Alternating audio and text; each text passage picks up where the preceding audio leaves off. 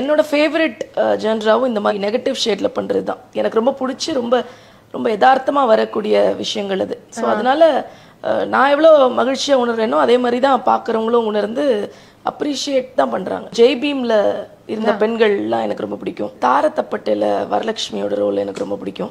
எதெல்லாம் நேட்டிவிட்டியோட ஒரு ராவா ஒரு கதைக்களமோ அதுக்கான கதாபாத்திரமும் இருக்கோ எனக்கு ரொம்ப பிடிக்கும். அவனிவன் படம் எனக்கு ரொம்ப பிடிக்கும். அதுல அந்த அம்மாவா வெத்தலை போட்டு ஒரு வாயை திறந்தாலே ஒரே கவிச்சியா வரும்ல, அந்த ரோல் எனக்கு ரொம்ப பிடிக்கும். பாலா சார் படத்துல எல்லாமே பிடிக்கும். கிளாமரஸ் ரோல் கொடுக்குறாங்க. காயத்ரி அக்கா வந்து சூப்பரா பண்ணுவாங்கன்னா பண்ணுவீங்க? தாராளமா. கதைக்கு அது தேவைப்பட்டுச்சுன்னா நிச்சயமா பண்ணுவேன், நிச்சயமா பண்ணுவேன். அதுக்கு தேவைப்பட்டுச்சுன்னா அந்த கிளாமரும் சேர்ந்து என்னோட பர்ஃபார்மன்ஸும் அங்க காட்டுறதுக்கு ரெடியா இருக்காங்கன்னா நிச்சயமா பண்ணுவேன். நான் பண்ற மேக்ஸிமம் விஷயம் ஒரு டேக்ல முடிஞ்சிடும். ஆமாவா? ஸோ செட்லயே கூட இவங்க டேக் ஆர்டிஸ்ட்பா அப்படின்னு தான் சொல்லுவாங்க. ஏதாவது டெக்னிக்கல் இஷ்யூன்னா 2வது தடவை 3வது தடவைக்கு வாய்ப்பு இருக்கு. நான் உள்ள வந்துட்டேனாலே ஜான்சி ராணிக்கு வெத்தலை பாக்கு ரெடியான்னு தான் கேட்பாங்க. ஸோ போயிட்டு நிறைய வாங்கிட்டு வந்து அந்த வெத்தலை பெட்டி ஃபுல்லா நிரப்பிடுவாங்க.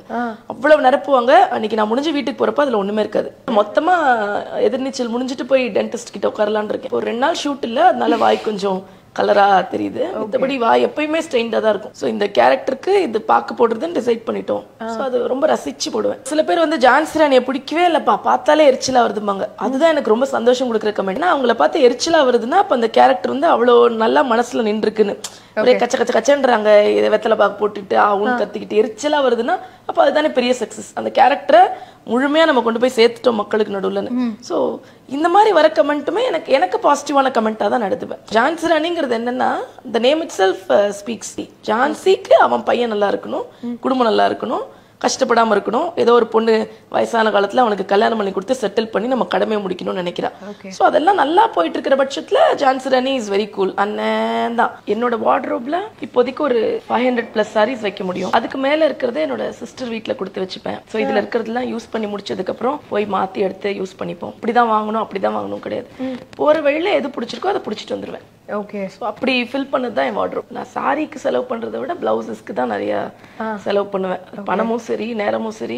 ஸோ அது கரெக்டாக அதுக்கு டிசைன் பண்ணணும் அப்படின்னு நிறைய ரெஃபரன்ஸ் பார்த்து என் டிசைனருக்கு புரிய வச்சு ஒரு 3 நாள் ஒரு கூட்டம் போட்டு மீட் பண்ணி அப்புறம் ஒரு கன்க்ளூஷனுக்கு வந்து நம்ம ப்ளவுஸ் டிசைன் பண்ணுவோம். நான் 100 ரூபாய் புடவையும் ஒரு 10-15 புடவை வச்சிருக்கேன்.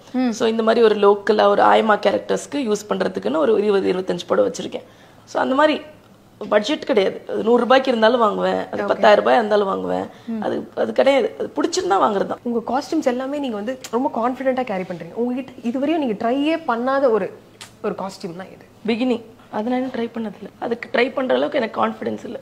கதைக்கு அது தேவைப்பட்டுச்சுன்னா அந்த கிளாமரும் சேர்ந்து என்னோட பர்ஃபார்மன்ஸும் அங்க காட்டுறதுக்கு ரெடியா இருக்காங்கன்னா நிச்சயமா பண்ணுவேன்.